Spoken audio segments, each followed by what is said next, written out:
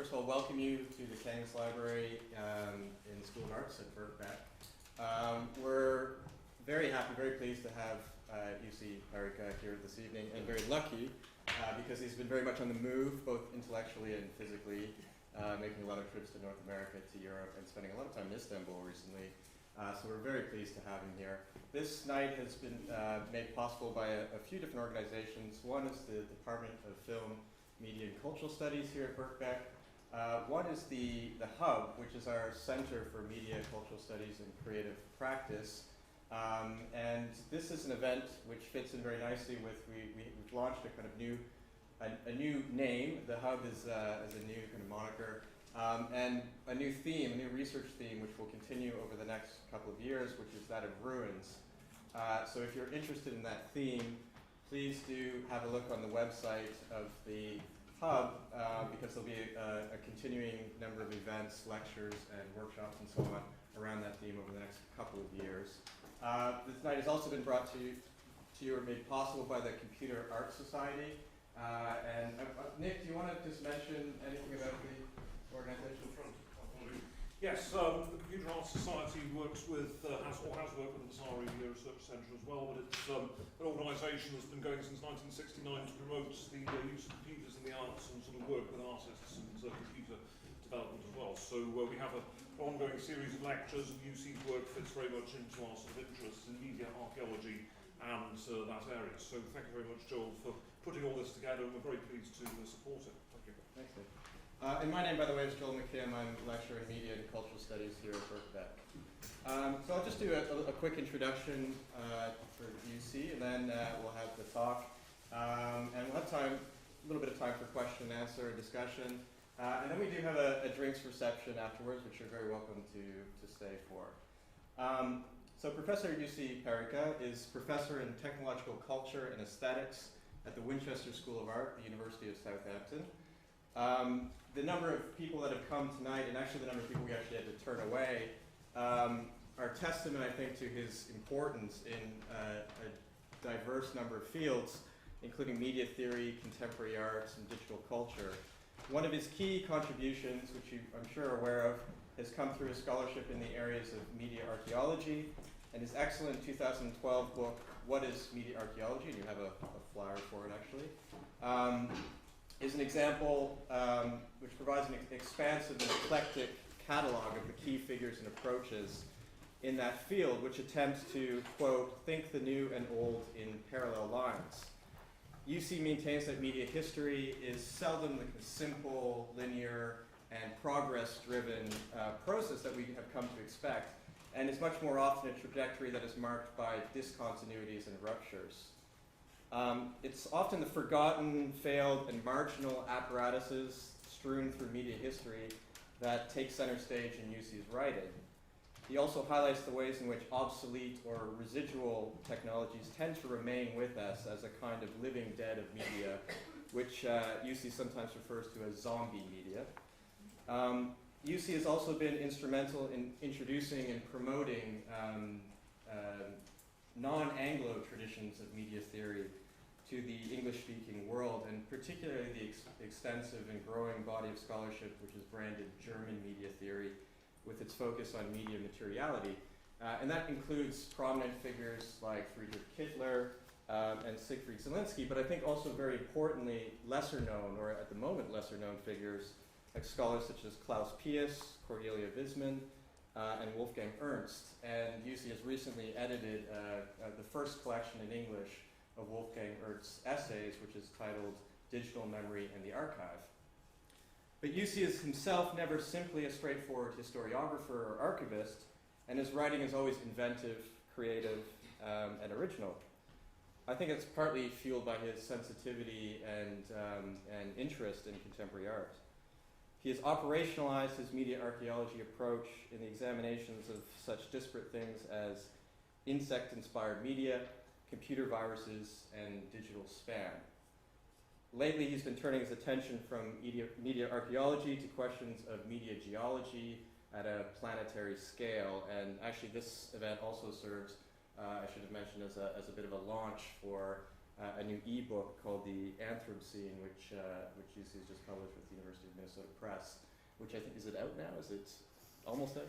It's almost out. I'll tell soon. Nearly there. It's painful stories of waiting. Okay. So this is the fascinating material and intellectual terrain that I think we're in store for this evening. One inhabited by zombie media, insect technologies, and space junk. So I'm very pleased to welcome to Birkbeck, UC Parikka.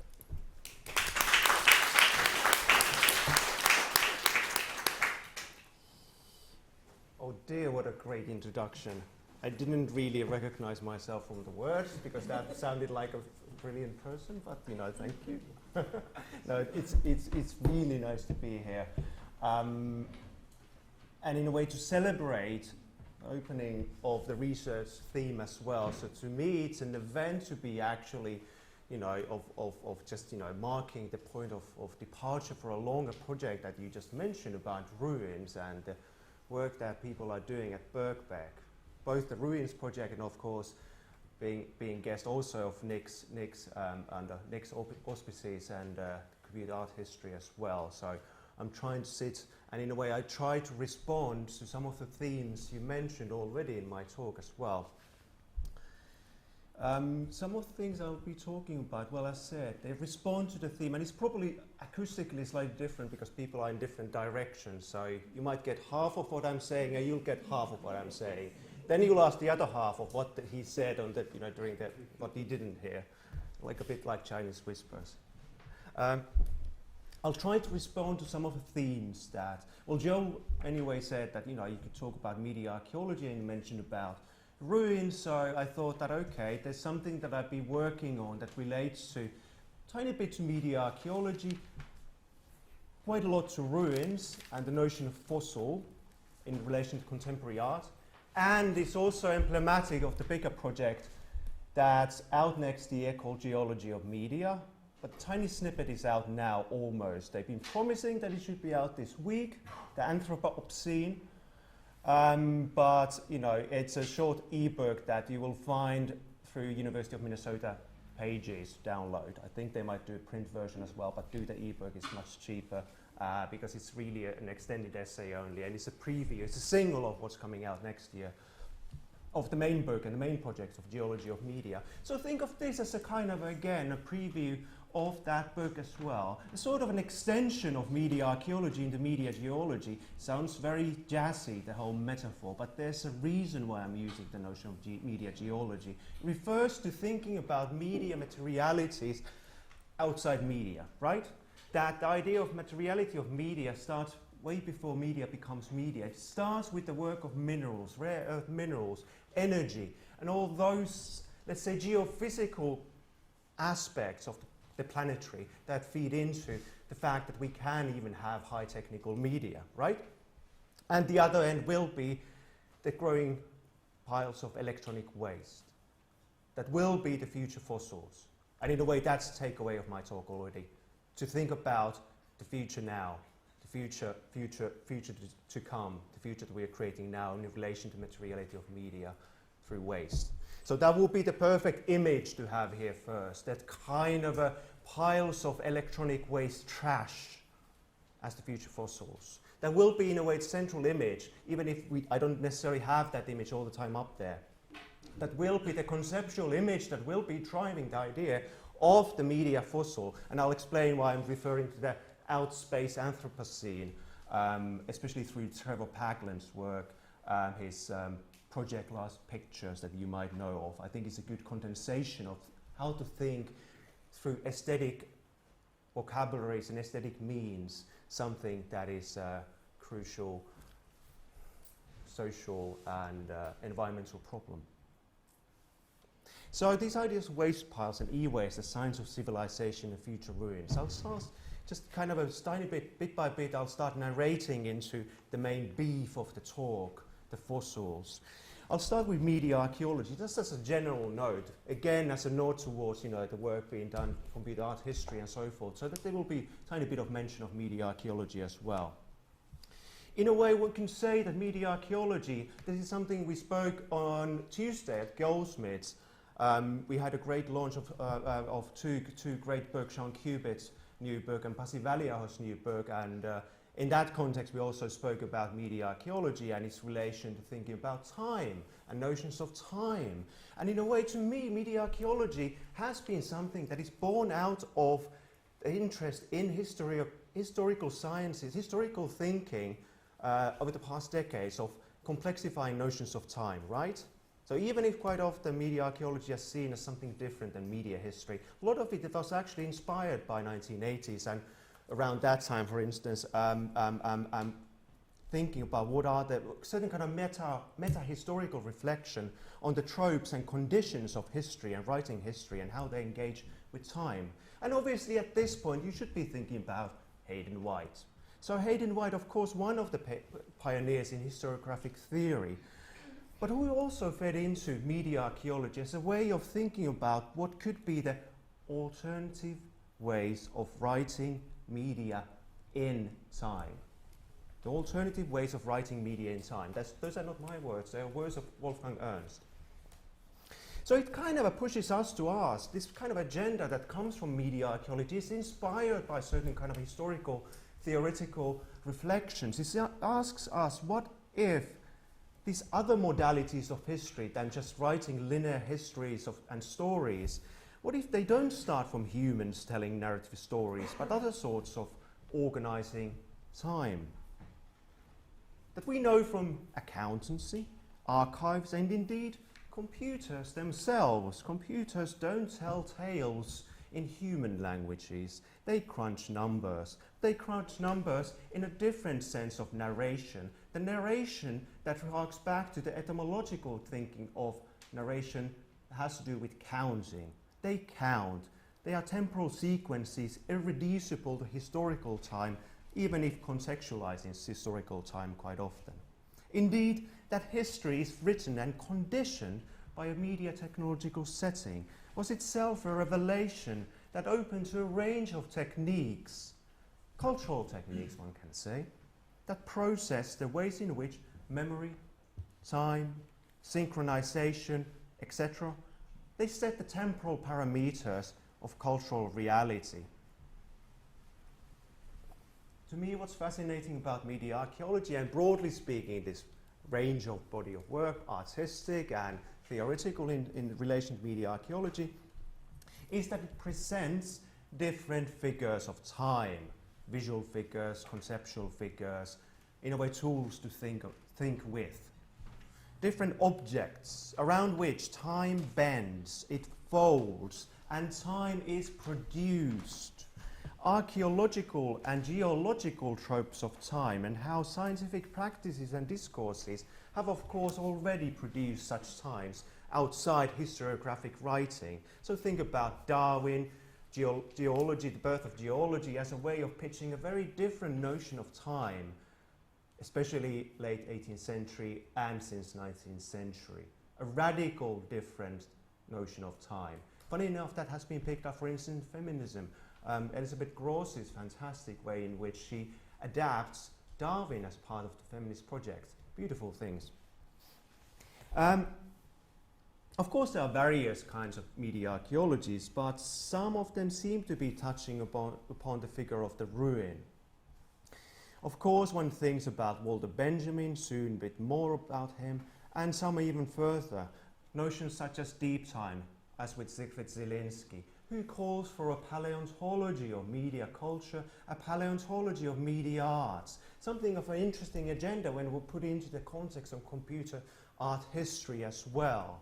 Methodologically, Zielinski insists that this is why we need to hark back to a different set of concepts, because media itself as a term is such a short recent one. We need to be able to understand the interactions of science, technology and arts way before media was even talked about. Zielinski, as said, is known for his deep time of the media, jumping in these tropes that he inherits from 19th century geological thinking, imagining deep times that govern surprising discoveries of media stratifications, who are for those who are willing to dig deep enough. This is perhaps closest of the media archaeological tropes that I want to relate to today as well. My book, or let's say the extended essay, the Anthrobscene, not just the Anthrobscene, but the Anthrobscene. I know, and sometimes people kind of focus on the throb in the middle, but it's not a book about throbbing gristle or something, which could be interesting itself from media archaeological perspective. It is also at the center of the Anthrobscene book because I start from Zielinski's notions, but I kind of insist that there is much more than a metaphorical way in which we should be talking about paleontologies of time. That's why I talk about the minerals and rare earth minerals and da-da-da-da-da. But I want to discuss the fossil and the ruin. Fossil as an object of time and conceptualization of a non-human future that persists in different accounts from 19th century to our 21st century Anthropocene discussions. You might be familiar with the term, but to put it in a very simple terms, Anthropocene is that term that is suggested by geologists, still suggested, not universally accepted, suggested to refer to a geological periodization that follows the Holocene, to refer to the massive impact the human and it's not his, well perhaps his,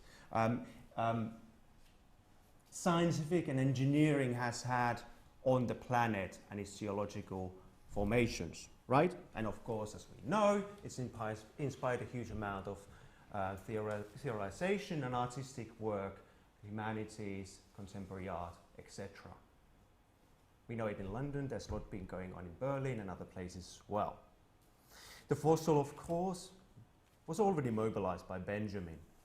Walter Benjamin as a key conceptualization of the modern technological, I think I dropped my microphone, modern technological consumer capitalist culture that refer to the existence of the fossils of earlier decades. Let me just put this on. As a possible or potential narrativization of the pace of obsolescence, as well as decay embedded in cultural and material architectures, objects, visual motifs. It is a sort of a figure of a frozen past that is still by way of a monument that persists in the stone and strata of the geological earth. It is still present, although less dinosauric than synthetic, in the sense of synthetic chemistry, for instance, in the contemporary era.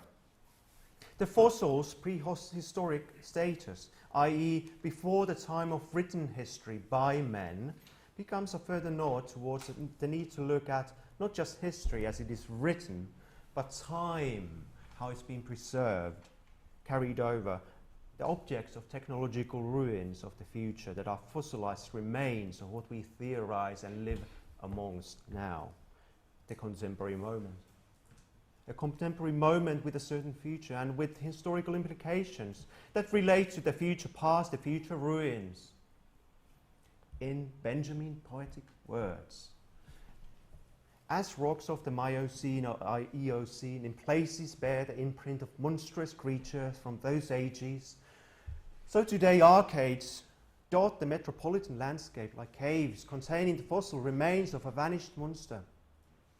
The consumer of the pre-imperial era of capitalism, the last dinosaur of Europe. Somehow feels so contemporary to talk about last dinosaurs of Europe.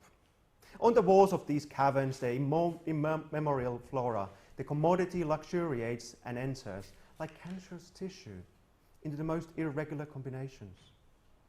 So the fossil becomes, in Benjamin's texts and 20th century philosophical discourse also outside Benjamin, a figure of the artificial nature, or perhaps this kind of a tension, a way of understanding the tension between the artifice and the natural,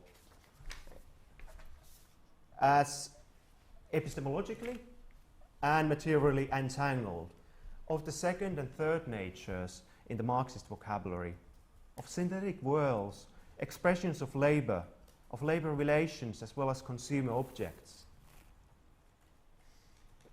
And yet it retains this odd sense of time and persistence, which instead of Benjamin's example, perhaps for us, much later now, might be crystallized in the uncanny synthetic fossils, such as the Onkalo nuclear waste repository is often quoted as an example of a future technological time of hazard, part of the design of the current moment, made famous because of the documentary Into Eternity. I can show you a couple of, just for the trailer. Towards a place where you should never go. What is there is dangerous because you should not have come here.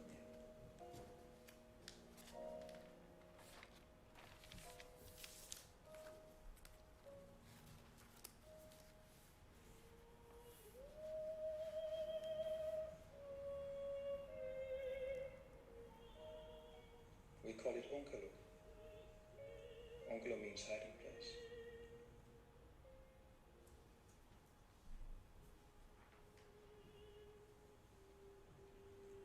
Onkalo must last 100,000 years.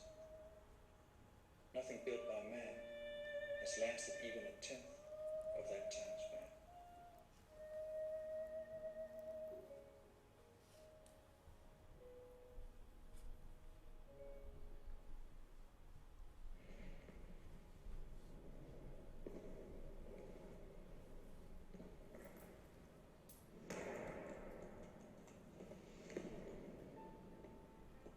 In my time, it is still unfinished, though work began in the 20th century when I was just a child. Work will be completed in the 22nd century, long after my death.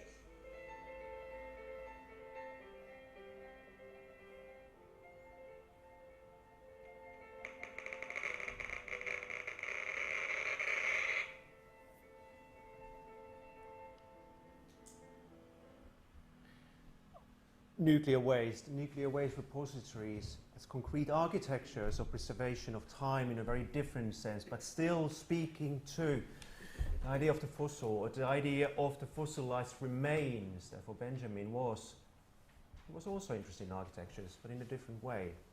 But of course, even if, as an important example, of course our examples are not merely nuclear or nuclear physics. They could be also, for instance, chemicals. The Great Pacific Garbage Patch, this kind of weird patch of plastics, of chemical sludge. Size estimates varying from 0.41% to 8.1% of the size of the Pacific Ocean as the waste residue of consumer culture, as an uncanny object of its own. Even the estimation of its size are difficult because it's not, even if it sounds like a patch or is not directly visible, slightly under the surface and slightly disordered chemical formations, but the residue of all the various plastic products discarded and then transported, or let's say compiled by sea currents. Imagine the unthing, the prehistoric and material, but not directly observable by normal visual means, as an emblematic object, but a temporal one, an unthing of our time that constructs a very different sort of fossilization for future generations.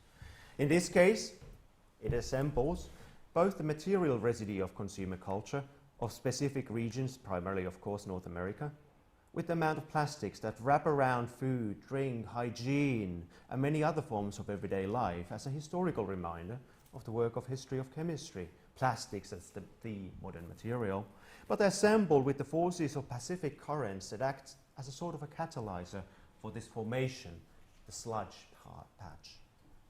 Or then, another example, take permafrost, which we, as we increasingly are aware, is nothing permanent. The massive amounts of methane gas that are trapped in permafrost in the ocean as well as Siberia getting released with the rather likely catastrophic amount of gas house emissions that could trigger a much worse scenario than in most simulations of environmental catastrophe.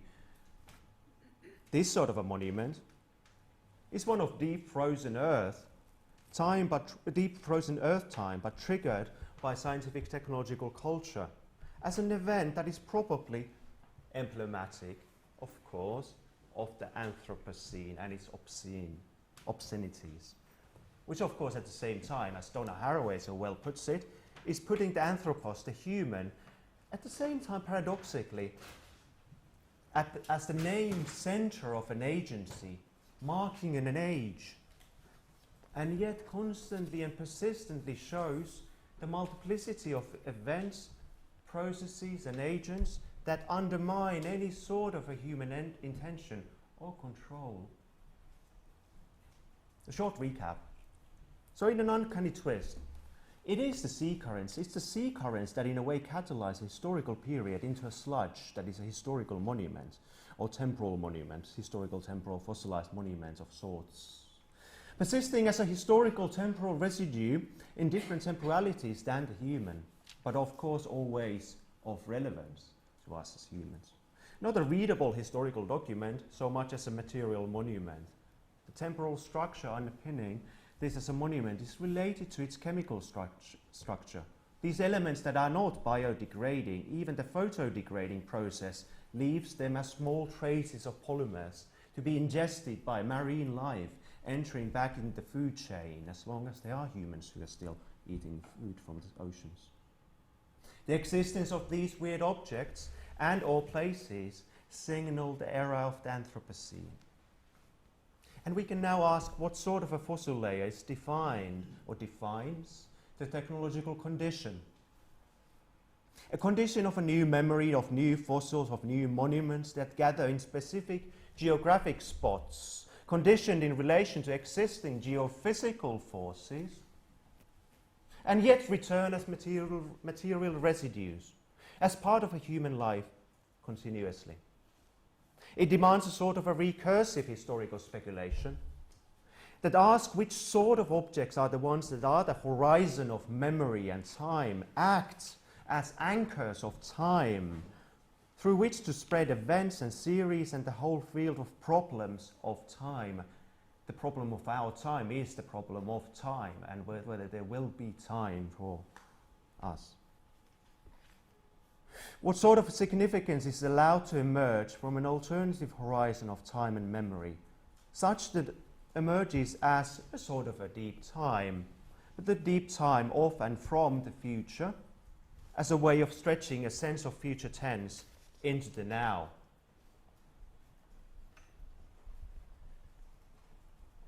I'll start talking a bit more about Trevor Parkland through the example of the last pictures. I'm not claiming it's going to be a brilliant analysis of an artwork, but it's thinking with Trevor Parkland's themes. The outer space in ruins. So, as you just heard me argue, fossils exhibit a temporal perspective, a different sort of a temporal perspective that pertains to digital culture. A geology of media of sorts, a geology of media that extends the work of media archaeology to geological certifications. Again, as I mentioned, a great metaphor, but at the same time, much more than a metaphor when you start considering the geophysical formations that are necessary for us to have high-tech media. In order to have electromagnetic communications, we need certain geophysical forces In order to have gadgets, we need complex global logistical processes that gather different rare earth minerals and pack them. There seems to be a need of grim, unfair global labor logistics and processes as well that sustain this process. It's a sort of a way of investigating of what is the materiality of digital culture before media objects entered the scene, of thinking of what is necessary for the media as an object anyway to even emerge, right? That is part of what I tried to pitch in the bigger Burke project of Geology of Media, through quite often media art examples. Fossils can be used to speculate on geographical dislocations of where we find media practices. The discourse about dead media has slowly shifted to understanding the displacement of abandoned, obsolete media to the global south and the relation to the political economy of waste, something that I've worked on and several other scholars. The speculation about the media fossil future can be matched with a different sort of an experimental idea which shows a displaced fossil record, to use Trevor Parkland's words, Trevor Packlin's The Last Pictures Project 2012, or started 2012, mobilizes a satellite-enabled art project, but also speculates with the multiplicity of temporalities that constitute a set of very different important questions as to memory, media, and fossils. In short, Trevor Packlin, known also for his politically engaged photographic work that fuses art, technology, and visual culture, collaborated with a set of material scientists to create what the project calls an ultra-archival disk. Its lifetime is designed to surpass what we usually consider the human archival time of some thousands of years, and instead promises a life of billions of years for the hundreds of photographs that are etched on the silicon wafer, the silicon disk, and sent to space, to a geo-orbital circuit, aboard a satellite. It's not a digital artifact in the usual sense of binary coding of images on silicon, but it brings to mind questions of technological memory and sustainability of cultural heritage. Packlin's project, before going a bit more deep into it, can be seen as a reference to the Voyager 1977 Golden Record, which in a phonograph record sent audiovisual material to space. As Ryan Bishop has wonderfully argued, the Golden Record already constituted a sort of an interplanetary media archaeological act in sending this audio material with a stylus to outer space, which if one day would accidentally happen to crash back on, for instance, Earth, would constitute a piece of dead media returning from its galactic trip.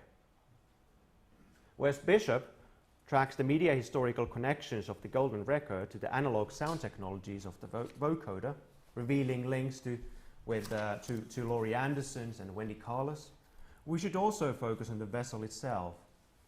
The medium is the message, but in this case we can scale up from the obvious medium of the phonograph and the audio material, and even the constant data traffic between the vessel and deep space network to the spaceship itself as a sort of transmission to space, and transmission, as Packlin's project later on then reveals, becomes a dead media object.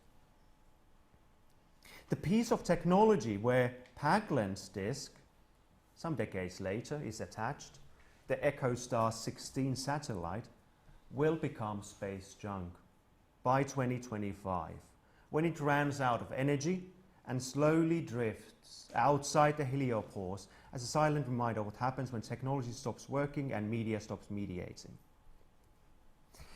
Packlin's satellite project has various angles to which to approach it. I'm focusing less on the images and more on the material temporal aspects.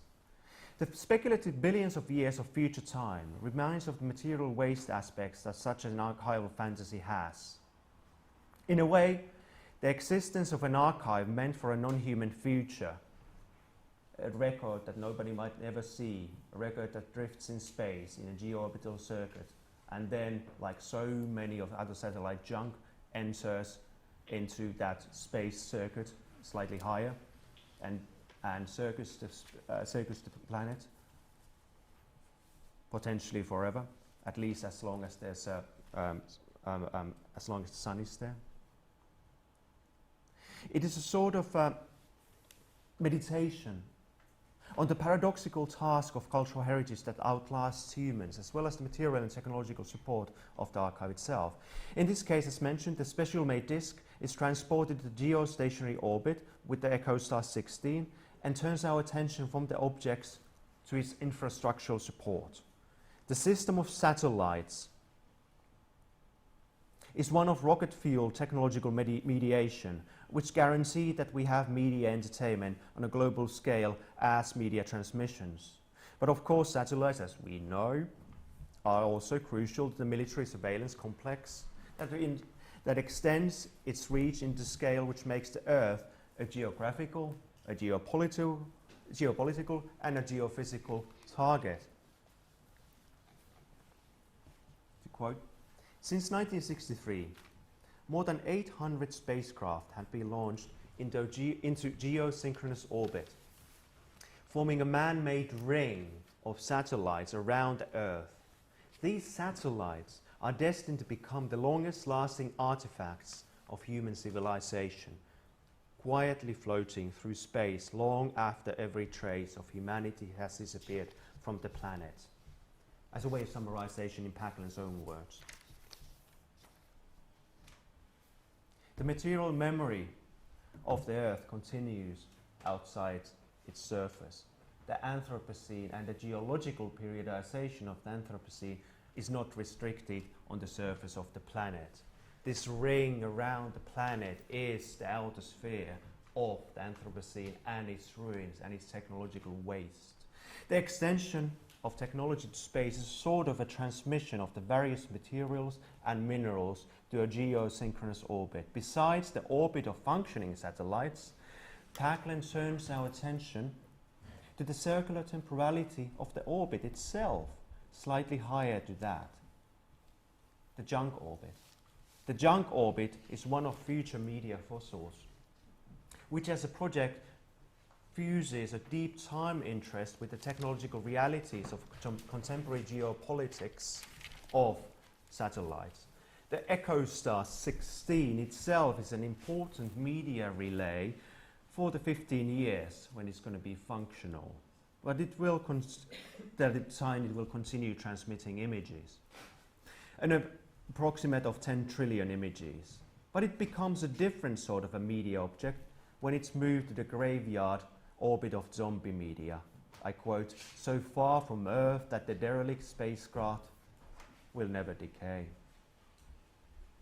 It's a slightly higher orbit that sustains a new geological layer of technological rubbish, of media fossils, that have a geological duration, but on Earth's surface and across from Earth's surface or underground to outer space.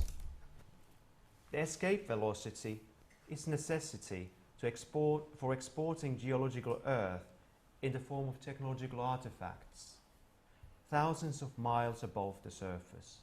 First, as a media relay that extends the electromagnetic communication sphere. Secondly, as a fossil sphere of dead zombie media technologies, which in Packland's projects are matched with the time of the solar system.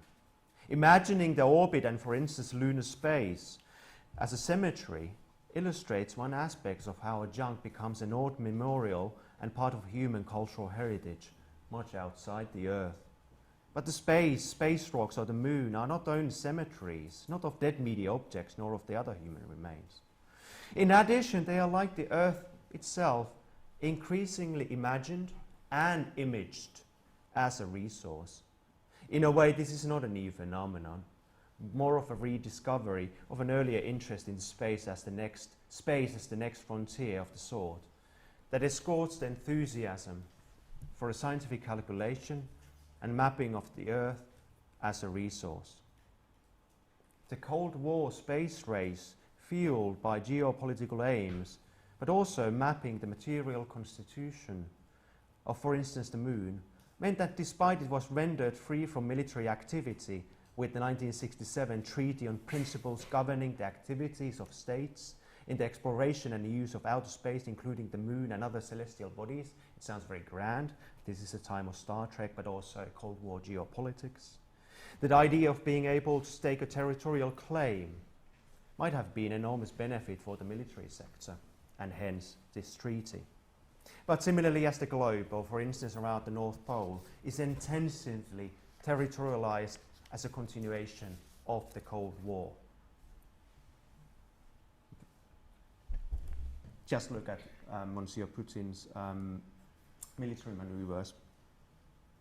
So it's no wonder that an interest in the outer planetary resources is again resurfacing. These are, by the way, some of the images that are on the disk that he selected. It's 100 random images that Packland selected on disk as a memorial.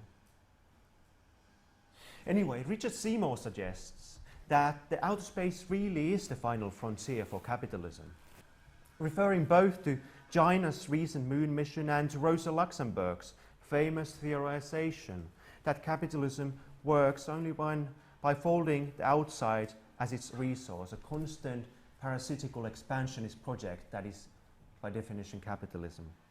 The interest in space might be because of the energy promises in helium-3, But the moon is not the only rock of interest to the technologically advanced geopolitics of contemporary times. Also, asteroids are important. For instance, platinum, iridium, palladium, and gold are believed to be found in abundant quantities in such space rocks. But even more important might be water, silicon, and for instance, nickel. Indeed, companies and corporations are able to bypass that already mentioned 1967 legislation because of their status as private mining corporations, such as the Deep Space Industries or the earlier founded Planetary Resources Incorporated. Behind that venture, among other investors, also Google's Larry Page and Eric Schmidt. The focus on asteroids shifts from the narrativization of the end of life as we know it scenarios of apocalyptic proportions that we know from recent years of Hollywood films, and it concentrates more on the resources necessary for future technological competition. The interest in geology that has mapped the Earth as a resource, leading to the recent years of digital culture devices, hungry for minerals or hungry for energy and metals, is being replicated now outside, or at least imagined to be replicated as possible future outside our planetary scale. So in the midst of the satellites relaying massive networks of network transmissions of entertainment and military content, we have the future plans of geological surveys and mining that are expanding much beyond the underground of the Earth. In wonderful ways, Rosalind Williams' book mapped how the trope of the underground, the notion of the underground, and also Lewis Mumford, was so essential for the emergence of modern technological culture, and Mumford's words also for emergence of capitalism. And now we can say how the extension of the underground above the surface, atmospheric, to the space. From the deep time of the media of mining, it's underground to the space of geological objects, within reach exactly because of development of advanced space technologies. So again, Paglen, the last pictures, establishes an aesthetic framework to understand this wider context of geology of media that reaches outside the globe. In many ways, we are increasingly conscious of the media sphere as significantly defined by the orbital. Of course, Lisa Parks' wonderful work, for instance. But discussing the orbital in terms of geology, both fossils from the dying technological waste and the resources from asteroids, is what opens a new horizon for a media materialist analysis. Paglen makes this link explicit with the geological sphere and the influence of the Anthrobscene that reaches out thousands of miles high above Earth itself. His photography has a relation to the resourcing of the geophysical sphere as part of the geopolitical military missions of past decades, and how scientific visual worlds demonstrate the intertwining of aesthetics with power. As Brooke Belisle points out, already Paglen's earlier work of photographic diptych artifacts from 2010, for example, works through this kind of relating of geological formations and outer space. It offers a photographic argument concerning 19th century temporalization of geology and deep time, and the ongoing spatialization of deep space in a way that entangles also the extraterrestrial into a geological discourse. Belisle is able to show the geological connotations of Paglen's interests. The outer space and satellite orbits as the future fossils of human-made space debris, and the focus on Earth's topology from geological sciences to geoengineering of canals and other formations that tied industrialization, colonialism, and capitalist globalizing logistics as part of the opening up of deep time. This supports the argument concerning deep time of the media, of which some of Paglen's visual themes are good examples. From the geological strata of Canyon de Chelly in Arizona and the ruins depicted in the picture, in the image, to the night sky of strata of light as traces from satellites, artifacts paves the way for the Anthrobscene as a narrative and as a material trope that is further investigated in the last pictures.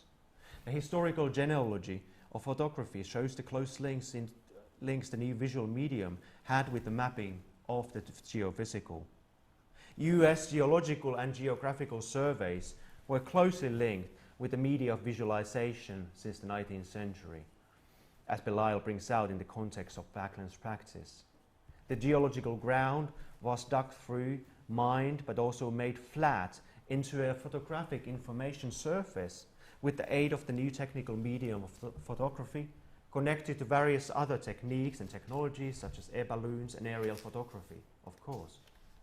And in a way would be interesting, I won't go into it now, but of course the extension of these institutions like the US Geographic Survey and survey methods as well, but also the institutions operating, for instance, in Afghanistan now, mapping the mineral resources of Afghanistan, a key part of the various military operations since Soviet Union in Afghanistan to the contemporary American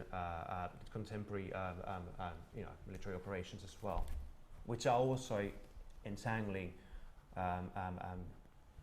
geological interests, mineral interests, military interests with the various visual means and visual epistemology.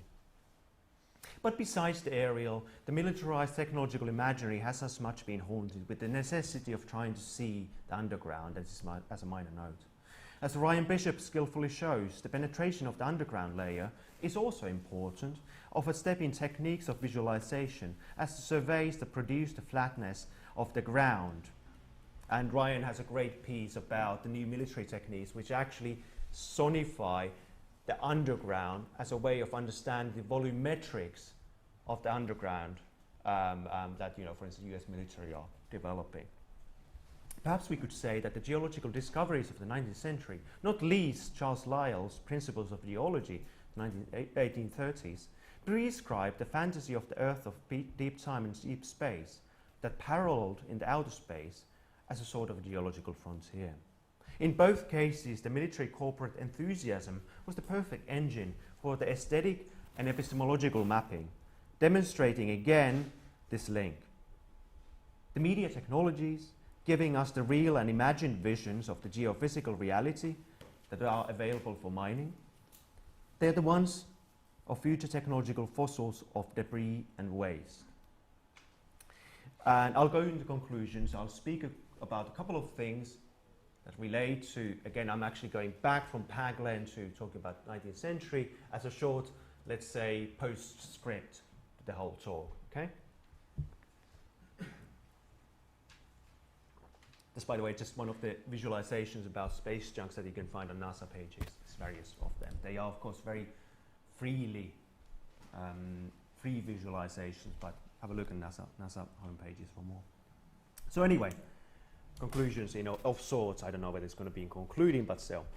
Due to shortage of time, I want to discuss by way of conclusions how these notions somehow address the technological fossil. They also remediate and renew notions of time and memory from the 19th century geological imagination. This is a very brief section only, very, very brief.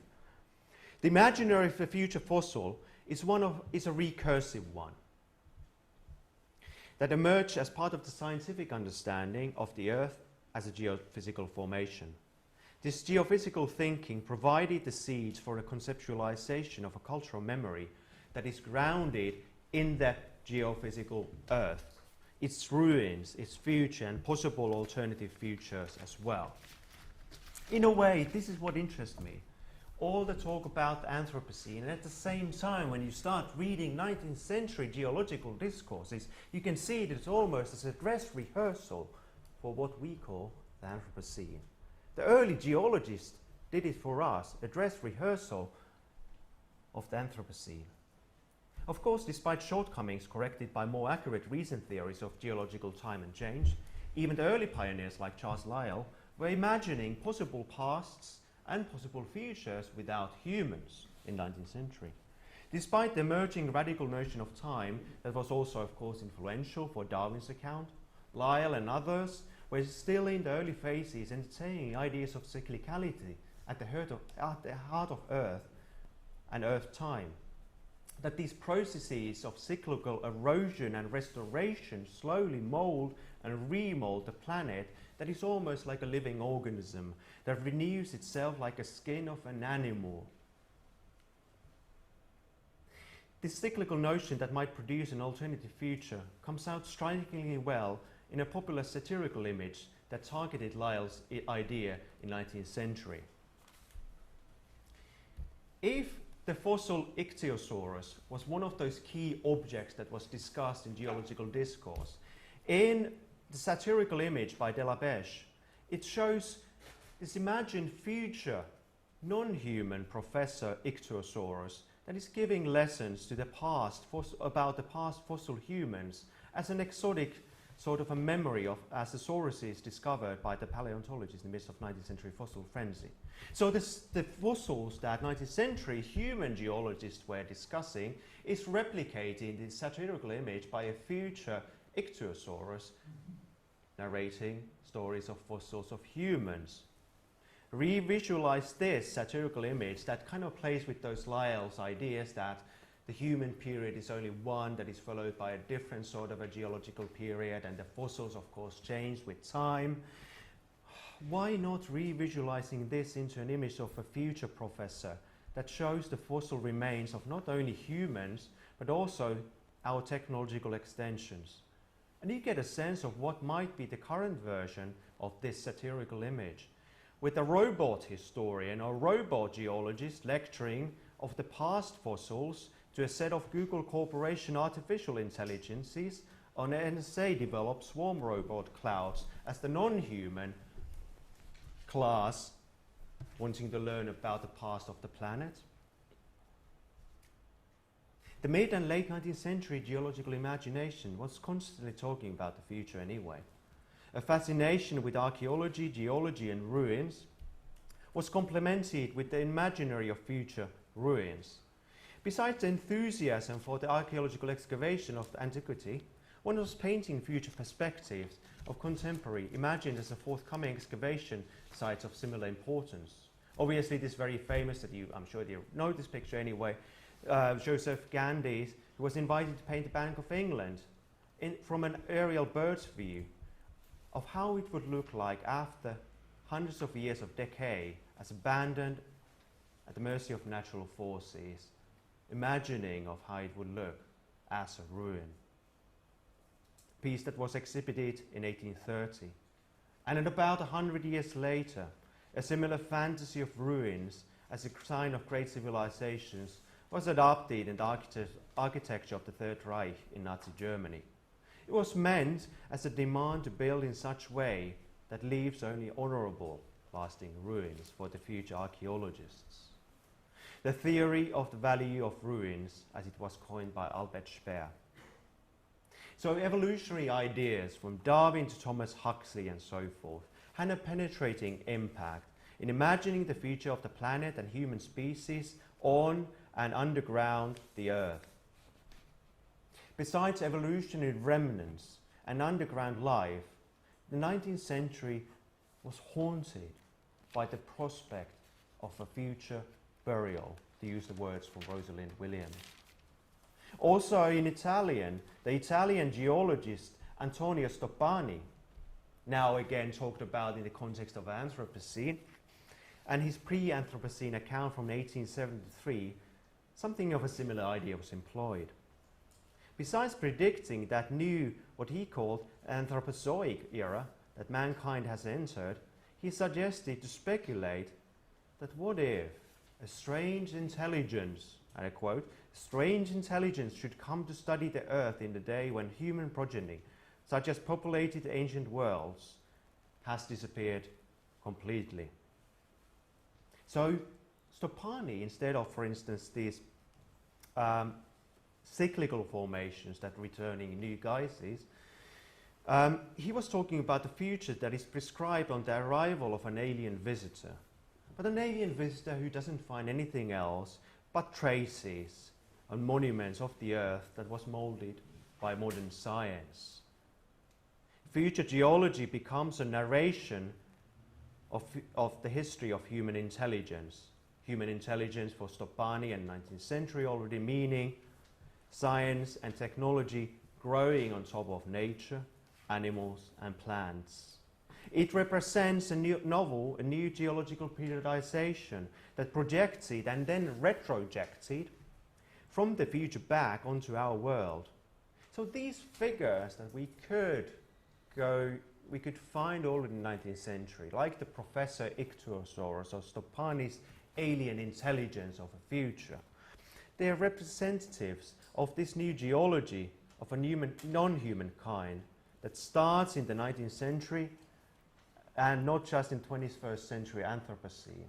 It's a sort of an imagining of the future fossils, of the future ruins that by definition for us and already from the 19th century are prescribed in relation to geology, geological time, geological notions of time, and science and engineering, or to put it simply, technology. Thank you.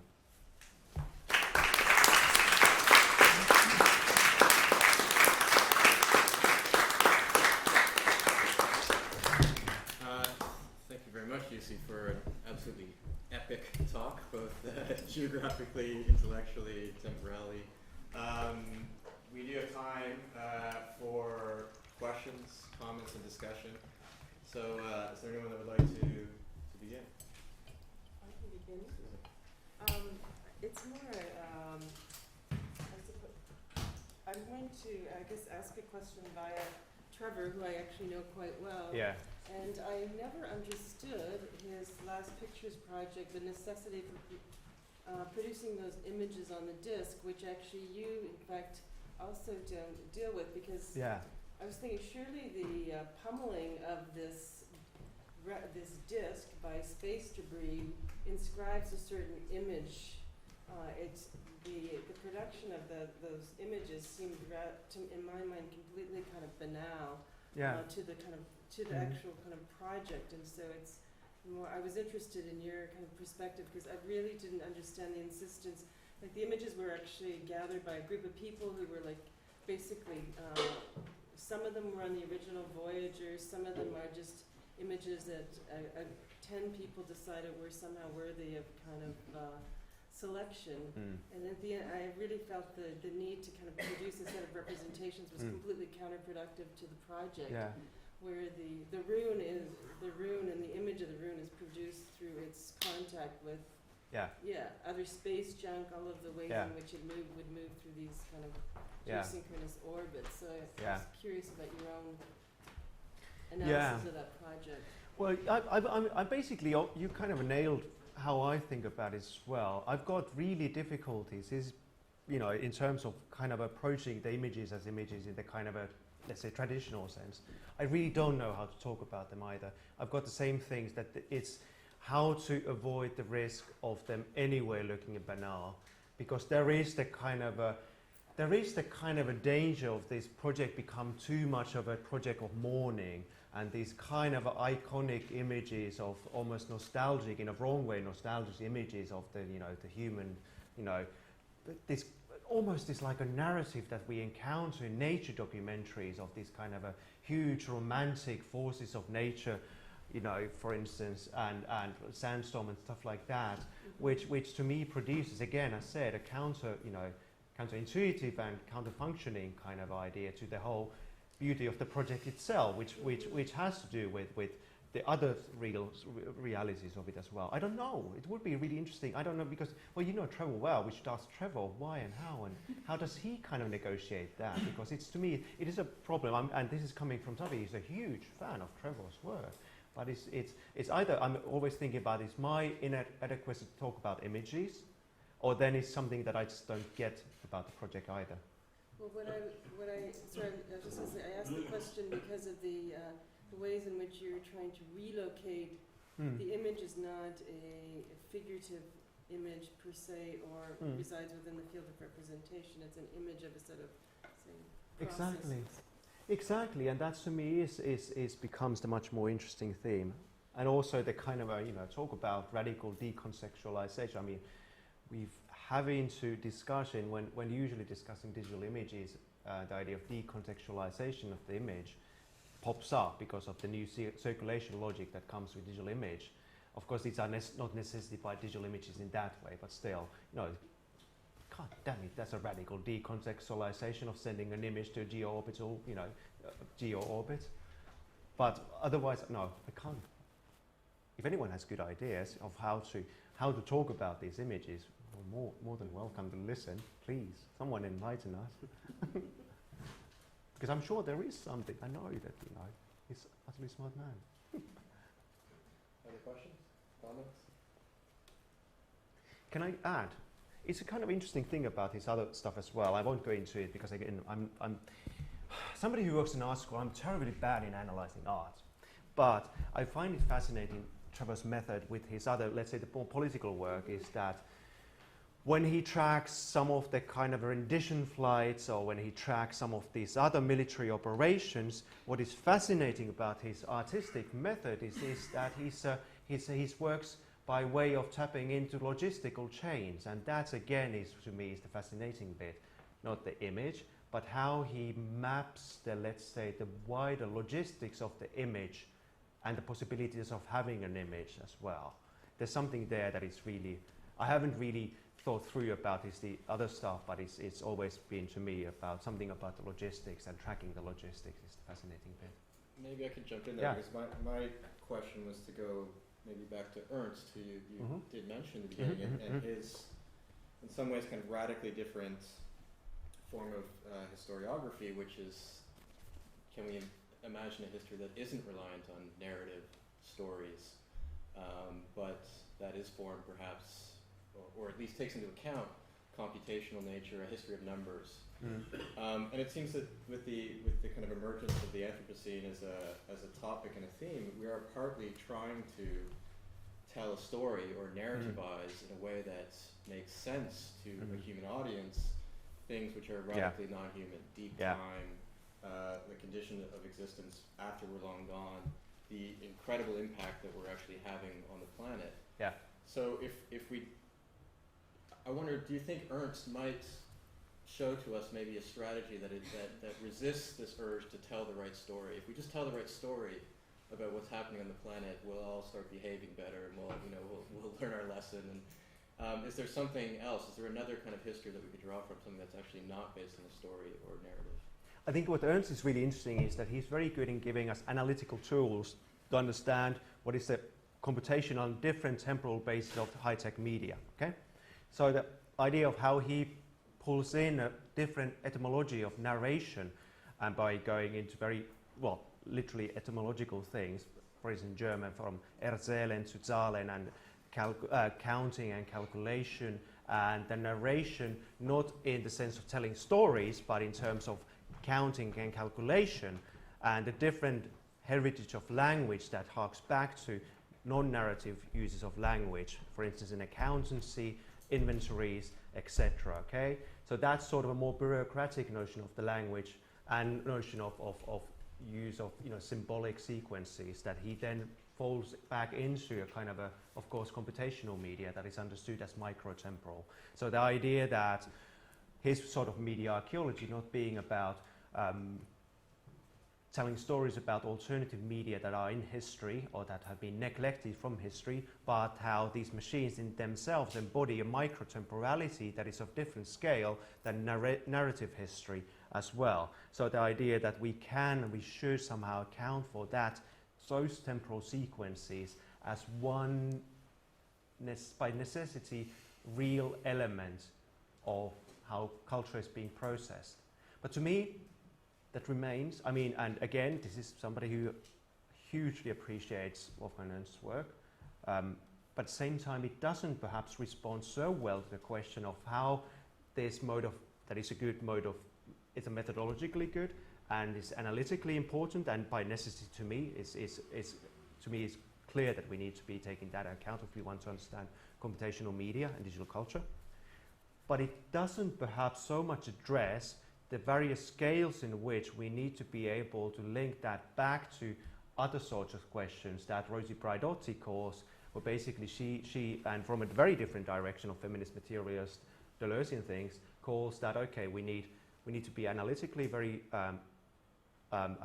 spot on, but at the same time we need to be able to talk that in relation to ethics and programmatics, i.e. politics as well.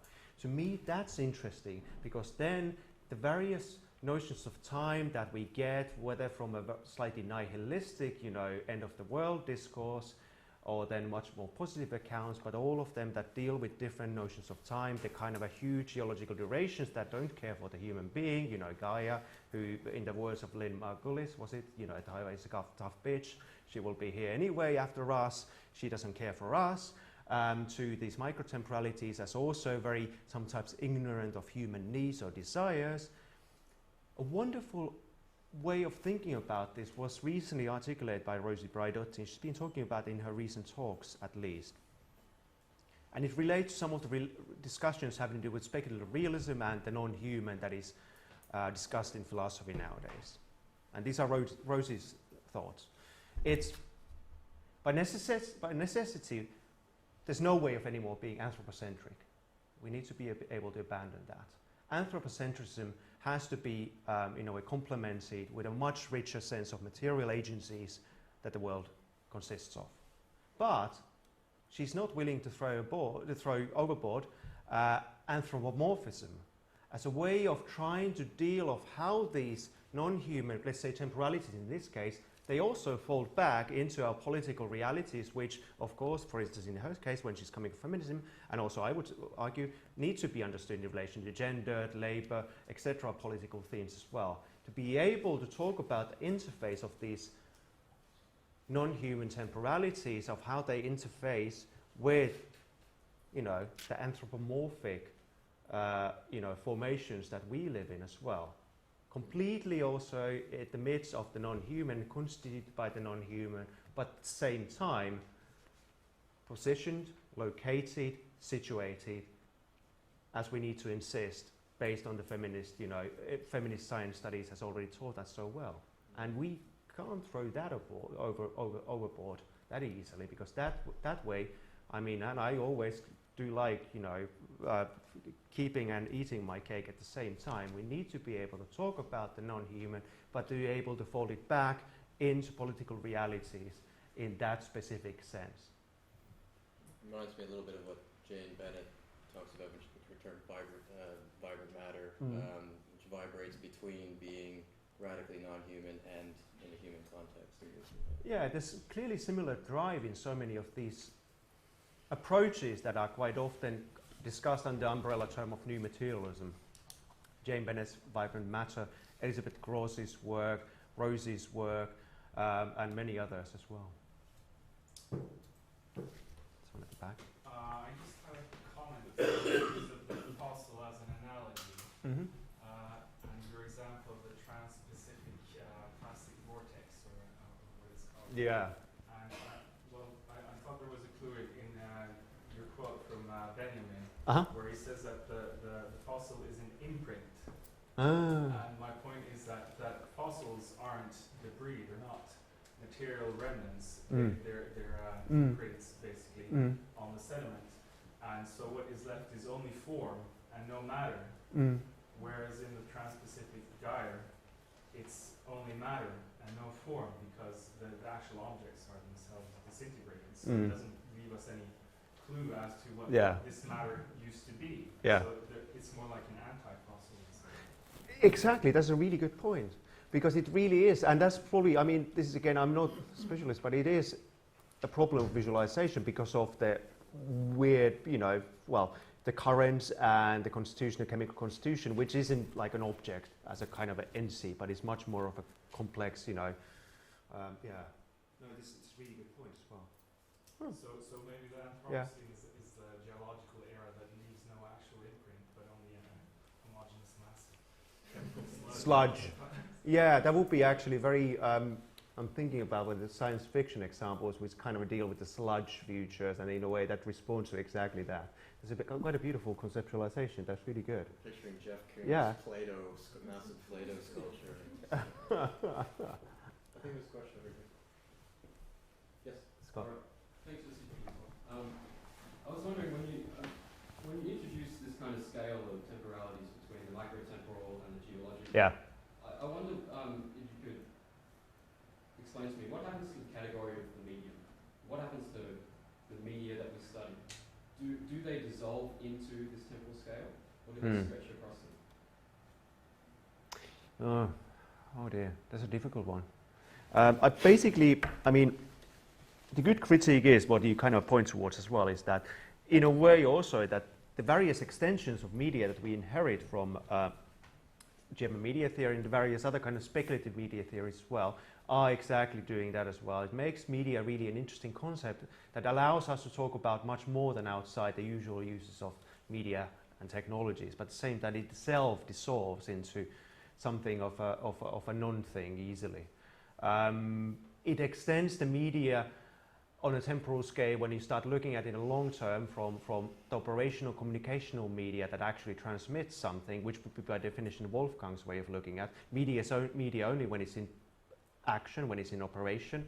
So he doesn't consider, he wouldn't consider in a way abandoned dead media because it's not in operation for him, the operationalities of it all. Whereas I'm trying to somehow think of what are these pre-mediatic media realities and after its use media realities, which have to do with chemical and material constitution. So it is on the borders of actually being a non-media object per se as well. That's one way of dealing with it.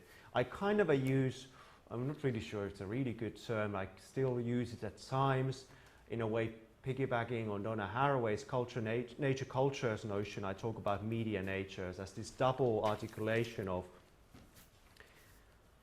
media, and it's again in a very broad epistemological and technological sense, media as the important modern framework that is an epistemological framework, for instance, in mapping the geophysical as a resource. All the scientific uses of visual and other mediatic means, which, for instance, geographical surveys, and how that folds back into the resourcing and use of those things like minerals and others to media. So this double fold of media natures, how it folds in itself as an epistemological tool to understand what the planet consists of and able to extract from it, and how it folds back into to enabling the fact that there is media through, again, the overused example of rare earth minerals, but still is quite apt example. Yeah. So that's a way of somehow dealing with that question, but it's yeah.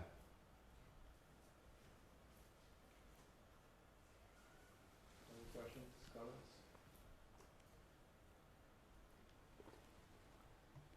We can start drinking as well. Yeah, we can. Okay, well, thank you once again, Jussi, for a fantastic talk.